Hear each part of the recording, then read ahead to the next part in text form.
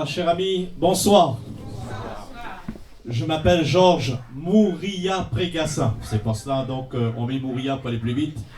En tout cas, je suis venu avec un frère, Giovanni, qui est membre de l'église de Sainte-Suzanne. Et je remercie effectivement, le frère Cyril Tanto de m'avoir invité. Mais je voudrais parler, donc, à tous ceux qui écoutent, que ce soit ici, que ce soit dans votre maison, que ce soit dans votre voiture, où vous êtes un passant. Le mois de novembre, effectivement, c'est le mois, donc on parle effectivement de la mort. On parle de la mort et nous savons très bien ce qui se passe pour le mois de novembre, ce que les gens font pour le mois de novembre. Et si le mois de novembre nous parle de la mort, moi je vais vous parler de la vie. Moi je vais vous parler de la résurrection. Cher ami, est-ce que tu es prêt? Alors donc c'est le moment de parler de l'amour de Jésus, mais en tout cas qui parle effectivement avant toute chose de la mort. La question que je vais vous poser, ressentez-vous des peurs? Certains ont peur des araignées. Surtout c'est les femmes quand elles voient des araignées, ouah, ils crient. Est-ce que vous avez peur du vide? Il y en a qui ont peur du noir, il y en a qui ont peur de la maladie, d'autres ont peur des couleuvres. Hein, si vous ouvrez votre congélateur, votre frigidaire, vous avez une couleuvre qui est juste à côté, croyez-moi, ça fait peur pour ceux qui n'aiment pas ça. D'autres ont peur du danger, d'autres pas assez, parce qu'il y en a qui roulent à fond la caisse, sans casque. Il y en a qui font effectivement des rêves parties, des rêves parties pour consommer l'alcool à gogo. Ma question ce soir, pour toi, as-tu peur de la mort? Que ressens-tu quand je te parle de la mort? Est-ce que tu ressens la peur, la terreur ou l'indifférence? La mort n'est pas malheureusement inévitable et elle peut frapper à tout moment. Et je peux dire que la mort frappe à l'aube de la vie.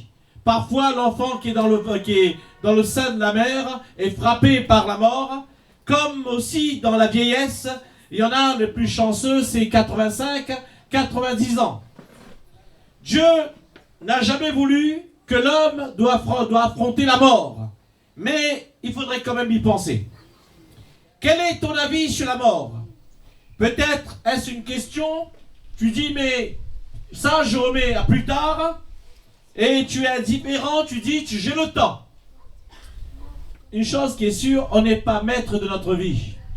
Je ne sais pas si vous avez déjà vu ce film Titanic. Il y avait Leonardo DiCaprio avec Kate Winslet qui était sur ce bateau, et que ceux qui ont conçu ce bateau, ils ont dit jamais ce bateau va couler, même Dieu ne pourra pas couler ce bateau. Et nous savons très bien comment ça s'est passé. Le bateau a fini dans l'Antarctique, n'est-ce pas? Et il y a eu un drame. Vous savez, il est temps de se poser la question. Je pense que tu ne dois pas y tarder de penser. La Bible dit, si aujourd'hui tu entends ma voix, n'endurcis pas ton cœur. Dieu te parle. Et Dieu te parle, c'est pas un hasard que tu es là ce soir, c'est pas un hasard que tu écoutes. Sois bien attentif de ne pas oublier ce que Dieu veut te dire aujourd'hui. Je répète, qu'est-ce que la mort? La mort, si on peut définir, c'est ce qui résiste. Eh bien donc, ce qui résiste à la mort, on peut dire l'inverse, c'est donc la vie. Quand la mort est là, il y a l'arrêt définitif de toute fonction organique, notamment la respiration, mais aussi l'activité cardiaque. Et c'est le sort de toute personne qui est sur cette terre. On doit bien sûr l'affronter tôt ou tard. Qui est confronté à la mort? Je sais que tu vas me répondre, ce sont ceux qui sont arrivés à un certain âge. Oui, c'est sûr. Je peux dire, c'est la logique des choses, mais ne fais pas d'illusions. Ne te fais pas d'illusions parce que un jour, tu seras bien obligé d'affronter la mort. Tu te dis, tu as du temps, car la vieillesse est loin. Mais arrête de dire j'ai du temps. Arrête de dire j'ai du temps parce que tu n'es pas maître de ton destin. Je voudrais te parler de cela parce que tout le long de ce mois, on ne fait que parler de la mort. Quelle est son origine? Pourquoi la mort? Et on peut dire, la première fois la mort a fait son apparition, c'était effectivement, eh bien, dans le jardin d'Éden. Je peux dire que c'est entré dans l'humanité à cause d'Adam et Ève. Dieu a dit avec Adam de ne pas manger l'arbre qui est au milieu du jardin, et nous savons ce qui s'est passé. Eh bien, il a désobéi, et la sentence est tombée. Dieu dira, c'est la sueur de ton front que tu mangeras ton pain, jusqu'à que tu retournes dans la terre, car tu es poussière, tu retourneras à la poussière. C'est le drame de l'humanité. Et nous savons que le péché, qu'on appelle la désobéissance, conduit l'homme vers la mort, puisqu'il est dit, le salaire du péché, c'est la mort. Et nul ne peut y échapper. Il n'y a personne qui peut dire que je suis saint. Même ça n'existe pas de saint homme, ça n'existe pas. Une chose qui est sûre, la Bible dit, tous ont péché, sont privés de la gloire de Dieu. La mort fait peur. Les gens qui pensent à la mort, eh bien malheureusement, ils sont de la terreur. Moi, j'ai quelques membres dans ma famille, quand on parle eh bien de la mort, et ils ont du mal à dormir, ils ont du mal donc à engager la conversation. Et c'est pour cela on appelle la mort la reine de l'épouvante. Les gens ont peur de la mort elle-même parce qu'ils ont peur de souffrir et surtout ils ont peur de savoir qu'est-ce qu'il y a après la mort. La question est aussi, où va-t-on après la mort? Certains pensent qu'on va se réincarner dans un corps humain. D'autres disent, eh bien ce sera dans un animal, n'est-ce pas? Il y a quelqu'un qui me disait, eh bien moi j'aimerais bien être réincarné eh bien dans l'aigle. Je dis pourquoi? Parce que nous dit l'aigle survole la terre et il contemple le paysage. Et d'autres m'ont dit, mais moi je préfère être un lion, parce que quand le lion rugit, eh bien il y a silence radio. Mon ami, ça c'est pas biblique. D'autres pensent qu'il n'y a rien après la mort. Le rideau tombe, c'est le néant. On a fait notre vie sur la terre, c'est fini après.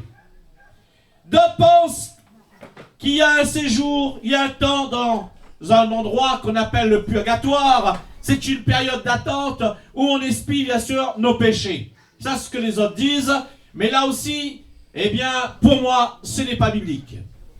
Certains pensent, on ira tous au paradis. Même si on a volé, même si on a tué, même si on a fait eh bien, des choses, eh bien on a fait les 400 coups, même si on a violé, même si on a fait des choses, vraiment, c'est le drame.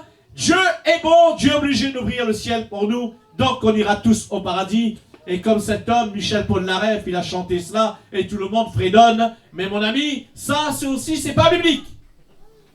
Je préfère vous parler de ce que la Bible dit concernant la mort. La Bible dit qu'il y a deux endroits bien distincts. Le premier qu'on appelle le séjour des morts, c'est le lieu qu'on appelle le lieu de tourment. Et ce lieu est présenté dans l'Ancien Testament comme un lieu de désolation, un pays de ténèbres duquel personne ne peut revenir. Il n'y a aucune communication entre eh bien, celui qui est décédé avec Dieu et encore eh bien, il n'y a aucune communication entre celui qui est mort et celui qui est vivant. Mon ami, la Bible dit, celui qui descend au séjour des morts ne remontera pas. C'est un lieu de souffrance, un lieu de tourment, un lieu d'agonie, un lieu d'angoisse. Et Jésus lui-même a mentionné ce lieu et il a raconté l'histoire du riche et du pauvre Lazare. La Bible dit, le riche mourut et fut enseveli dans le séjour des morts. Il leva les yeux et pendant qu'il était au tourment, il vit de loin Abraham et Lazare dans son sein. Le riche était dans le séjour des morts, qu'on appelle le lieu de tourment. Ce n'est pas parce qu'on est riche qu'on doit se retrouver dans ce lieu de tourment. On peut être riche en santé et on n'a que faire de Dieu. On peut être riche en bien, on n'a que faire de Dieu. Et surtout, la Bible dit que cet homme, à mon avis, vie, il a désobéi à la parole de Dieu, puisqu'il s'est focalisé toute sa vie sur ce qu'il avait, sur ses biens, sur sa richesse, sans compter. Il n'a pas cherché à plaire à Dieu, mais il n'a pas donné sa vie à Jésus. Je pense que cet homme a eu l'occasion de voir Jésus. Il a peut-être eu l'occasion d'entendre les miracles de Jésus. Il a eu peut-être l'occasion d'entendre les témoignages, mais pour lui, ça ne l'intéresse pas. Je suis sûr que cet endroit n'est pas le lieu où tu voudrais y aller après la mort, n'est-ce pas? Et pourtant, c'est bien l'endroit qui est réservé pour ceux qui refusent la parole de Dieu. Je n'invente rien, mais c'est écrit, c'est dans la parole de Dieu. Il y a un lieu qu'on appelle le lieu de tourment. Et si Dieu permet que tu puisses écouter ce soir, c'est parce que Dieu ne veut pas que tu sois un jour dans ce lieu-là. Il est l'autre lieu. Ce lieu, c'est le paradis. On appelle le séjour de bienheureux. Tous ceux qui ont accepté Jésus comme sauveur personnel se trouvent dans ce lieu. Jésus lui-même parle de ce lieu et il parle effectivement, il est écrit que Jésus était sur la croix de Golgotha et il y avait deux brigands. Le premier va dire, mais pendant que lui aussi il souffrait, mais lui il souffrait pour ses péchés. Et lui, Jésus, il n'avait rien fait. Et justement, l'autre va lui dire, mais tu te moques, du maître, tu te moques, de celui qui est sur la croix, parce que lui, il n'a rien fait, tandis que nous avons, nous avons commis des péchés, parce que cet homme disait, si tu es le Fils de Dieu, descends, et si tu es le Fils de Dieu, si de ce que tu dis, donc tu prétends être vraiment le Fils de Dieu, descends, de cette croix, et nous allons croire en toi. Fais un miracle, nous allons croire en toi. Et l'autre va dire, mais tu parles comme un insensé, parce que ce qu'on a fait, on le mérite. Lui, il n'a rien fait. Et à ce moment, il va se tourner vers Jésus, et il va dire au Seigneur, souviens-toi de moi quand tu seras dans ton royaume. Et Jésus va lui dire, tu seras avec moi aujourd'hui dans le paradis. Amen. C'est Jésus qui dit, aujourd'hui, tu seras avec moi dans le paradis. Cet homme n'a rien fait pour mériter quoi que ce soit, mais il a compris sa situation, il a compris son état, et même s'il allait mourir, il savait une chose, celui qui était à côté de lui pouvait ouvrir les portes du paradis. Et c'est pour cela, il va dire, souviens-toi de moi quand tu seras dans ton royaume. Et nous savons une chose, Dieu est celui qui entend nos cris. Et peut-être toi tu cries, tu es dans ta souffrance, tu ne sais pas par quel chemin il faut passer, mais Jésus t'offre le chemin du paradis. La Bible dit, et c'est Paul qui parle, je ne veux pas, frères, que vous soyez dans l'ignorance au sujet de ceux qui dorment, afin que vous ne soyez pas dans l'affliction, comme ceux qui n'ont pas d'espérance. Peut-être tu n'as pas l'espérance de ton salut. Et le Seigneur te dit tout simplement, effectivement, ceux qui ont accepté le Christ, ils se reposent. Ils se reposent dans le Christ. Il y a une notion de repos. Et il est dit qu'ils sont heureux dès présent les morts qui meurent dans Jésus. L'âme est auprès de Jésus. Mourir dans le Seigneur, c'est entrer dans le repos de Dieu. Les morts qui meurent dans le Seigneur, ils sont heureux. Il n'y a pas d'attente pour eux. Le repos, c'est maintenant. Ceux qui meurent, c'est effectivement le corps. Parce que tôt ou tard, nous allons quitter cette enveloppe. Même si on essaie par tous les moyens, nous essayons mettre des crèmes anti-rides, anti-nuit, et tout ce que vous voulez, tout ce genre de panoplie. Mais entre nous soit dit, tôt ou tard, nous devons quitter cette terre. Nous devons quitter parce que l'âme doit vivre éternellement, soit dans la mort éternelle, soit dans la vie éternelle. Amen. Mon ami, comment y échapper au séjour des morts? Pour avoir cette espérance, il n'y a pas grand-chose à faire. Jésus lui dit que votre cœur ne se trouble point, mais croyez en Dieu et croyez en moi. Je vais vous préparer une place afin que là où je suis, vous y soyez aussi. Pour toi, comme pour ceux qui sont là, il faut juste croire. Croire que Jésus est mort pour toi. Si tu crois, tu es baptisé, tu seras sauvé. Si tu crois et que tu es baptisé, tu seras sauvé. Pour échapper, nous savons que le Christ nous a montré la voie du salut. Il a pris sur lui nos souffrances, nos péchés, nos fautes. Il a subi à notre place le châtiment lors de sa mort sur la croix de Golgotha. Jésus paye le prix pour toi, paye le prix pour moi. Personne ne pouvait pas payer ce prix. Jésus a connu l'angoisse sur la croix de Golgotha. Jésus a connu aussi l'agonie. Jésus a été crucifié pour chacun d'entre nous. Même si tu ne connais pas le Seigneur, il a pensé à toi. Il a porté nos douleurs. Il a porté nos maladies. Il a pris sur lui le poids de nos péchés, de nos fautes. Sur cette croix, il a pris ma place comme ta place. Et si Jésus est mort sur la croix de Golgotha, c'est par amour. On n'a pas forcé Jésus à mourir, mais il a donné sa vie. Mais une chose, si Jésus est mort, il est aussi ressuscité pour ne plus jamais mourir.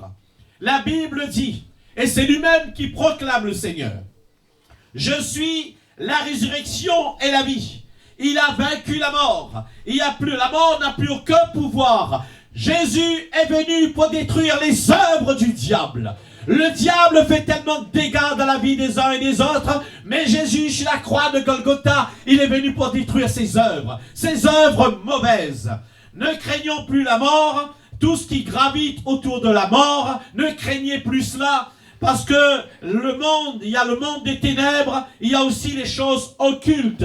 Soit ce mois de novembre, entre nous soit dit, on fait tout un panoplie sur la mort. Mais la mort, mon ami, la mort n'est pas un spectacle, la mort n'est pas un jeu, la mort n'est pas, eh bien, je peux dire une fête. La mort n'est pas un déguisement comme on le fait pour le mois de novembre. La mort n'est pas donc, eh bien, le mardi gras, parce que c'est quelque chose de très important, quelque chose où le monde, eh bien, chaque jour, il y a des gens qui meurent sans le Seigneur. Et le Seigneur ne veut pas que tu meurs. Le Seigneur ne veut pas que, quelque part, eh bien, tu crois que la mort, c'est une fête.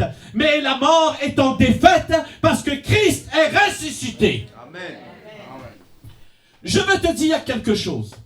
Afin que tu puisses comprendre encore mieux ce que je dis concernant la mort et la résurrection et de ne pas jouer avec les choses occultes. Effectivement, je l'ai dit, je m'appelle Georges Mouria Prégassin. Ma famille a eu l'occasion, eh bien, d'être dans cette religion qui, malheureusement, nous emmenait dans des choses qu'il ne fallait pas. J'ai grandi dans un temple. J'ai passé toute mon enfance dans ce temple. J'ai fait des choses qu'il ne fallait pas en grandissant. J'ai commis des choses qu'il ne fallait pas en grandissant. J'ai invoqué des choses qu'il ne fallait pas en grandissant. Parce qu'on m'a appris qu'il fallait faire comme ci, qu'il fallait faire comme cela. J'ai joué avec ces choses. Je croyais contrôler ces choses. Mais à un moment donné, on croit contrôler, eh bien, soi-disant, parce que ceux qui savent, ceux qui ont comme connaissance de ces choses, qu'on dit les goulous qu'on appelle effectivement l'esprit des ancêtres, qui est là pour nous protéger, et c'est bien, personne nous protège. Il n'y a personne qui nous protège, parce qu'à un moment donné, je croyais être sous la protection, mais avec le temps, je ne pouvais plus, eh bien, gérer quoi que ce soit. Puisqu'à un moment donné, c'est lui qui prenait la place. À 1h du matin, 2h du matin, 3h du matin, je me réveillais comme un animal féroce. Je hurlais parce que j'étais en transe. Et il fallait soit donc un sacrifice. Et comme parfois il n'y avait pas de sacrifice, j'étais obligé de faire des incisions sur mon corps. Et je suçais mon propre sang. Et parfois, quand j'avais faim, je mangeais de la viande crue. Vous pensez ça, c'est normal? Quel ancêtre qui peut, eh bien, faire subir ça, donc, à ses petits-enfants? Moi, je ne crois pas. Moi, je crois tout simplement sur le monde des ténèbres. Et ces choses-là, j'ai donné à manger, même pour la période du mois de novembre. Je croyais, eh bien, ça allait. Mais ça n'allait pas. Et puis, dans les moments où j'avais quand même conscience de ces choses, eh bien parfois je parlais avec cet esprit, soi-disant esprit des ancêtres, et je disais, Père, ça ne va pas, pour quelle raison tu ne me réponds pas? Je faisais que hurler, mais il n'y avait personne qui me répondait. Et à ce moment-là, j'ai compris, il n'y avait plus rien à faire. Et j'ai dit, il faut mettre fin à ma vie. J'ai pris une bouteille de gaz, j'ai mis entre mes jambes, et comme je fumais dans ce temps-là, j'ai pris ma cigarette, j'ai mis entre mes lèvres, et j'ai pris le briquet, j'ai dit la première personne qui passe par la porte, saute avec moi. Parce que ces choses-là occultes, nous poussent à nous suicider tôt ou tard. Et là, cette jeune dame, qui était tellement gentille, elle m'a dit une phrase, parce qu'au moment où elle est entrée dans cette maison, je dis, tiens, toi tu vas sauter avec moi. Elle a dit, Georges, ne te fais pas de mal, arrête, je connais quelqu'un qui est capable de te délivrer. Et quand elle m'a parlé de Jésus, normalement quand on me parle de Jésus, j'étais encore plus fou, j'étais encore dans un délire, dans la violence. Mais à ce moment-là, j'étais paralysé, comme si quelque chose qui me retenait. Il n'y avait plus rien. Et à ce moment-là, j'ai dit, mais il faut que je puisse venir dans ce lieu. Et je suis venu dans une réunion comme cela, avec des chrétiens fidèles, avec le pasteur qui prêchait tout simplement dans la simplicité.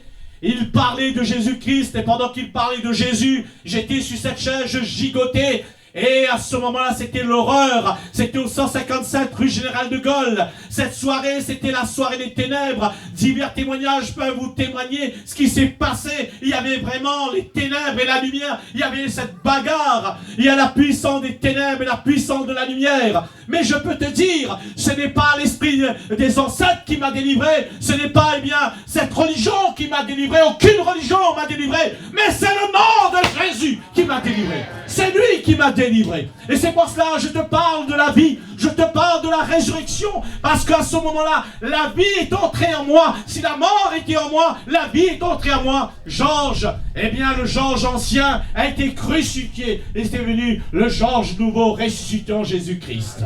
Alléluia. Certes, nous allons mourir. C'est le chemin de toute la terre. Le chemin de toute la terre, la mort pour le chrétien n'est pas une fin. Mais nous ne devons pas avoir peur de la mort. Parce qu'en Jésus, nous avons la vie éternelle. Jésus a offert sa vie. Et le chrétien qui a donné son cœur au Seigneur a une belle et merveilleuse espérance en Jésus. Elle nous permet d'être aussitôt avec lui au moment qu'on meurt. Et une chose qui est sûre, à son retour, tous, pour ceux qui ont accepté le Christ, nous serons avec lui pour l'éternité.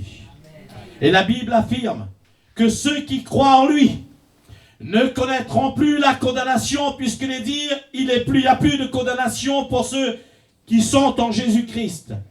Seul pour les incrédules, seul pour ceux qui refusent d'entendre, seul qui se moquent de la parole de Dieu, seul qui croit en fait le compte de tout savoir. Mais si tu ne crois pas, tu seras condamné. Tu seras dans ce lieu de tourment. Tu veux, tu veux pas. Je n'invente rien, mais c'est dans la parole de Dieu. Mais si tu crois, tu acceptes le Christ, alors la vie t'est offerte. La vie éternelle. Quand il reviendra, comme il a promis, il a dit, quiconque sera pas trouvé écrit dans le livre de vie, sera jeté dans les temps de feu. Ce n'est pas la volonté de Dieu que nous soyons là-bas. Entre nous, soit dit, mon ami, toi et moi, à notre naissance, nos parents nous ont inscrits à la mairie. Nous avons ce registre, il y a un registre à la mairie, qu'on appelle l'extrait de naissance. On a besoin bien souvent. On dit, Georges Mouria Prégassin, né. D'accord? Je suis encore jeune, hein? Mais il n'est pas dit, Georges Mouria Prégassin est mort parce que je ne sais pas quand est-ce que je vais mourir. Vous aussi, vous ne savez pas. D'accord? Mais il y a quand même, les renseignements vous concernant.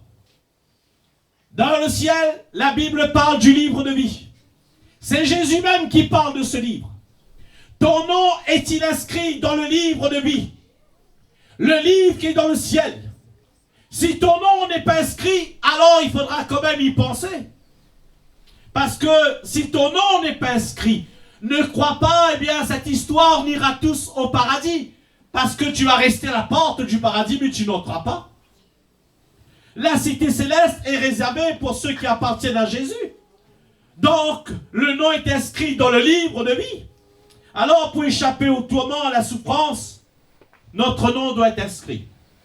Ton nom est-il inscrit dans le livre de vie? Comment peux-tu en être certain? Alors je vais te dire quelque chose. C'est un secret. Un secret, ok? Voilà ce qu'il est dit, ce secret. Si tu confesses de ta bouche le Seigneur, si tu crois dans ton cœur que Dieu l'a ressuscité des morts, alors tu seras sauvé. Amen.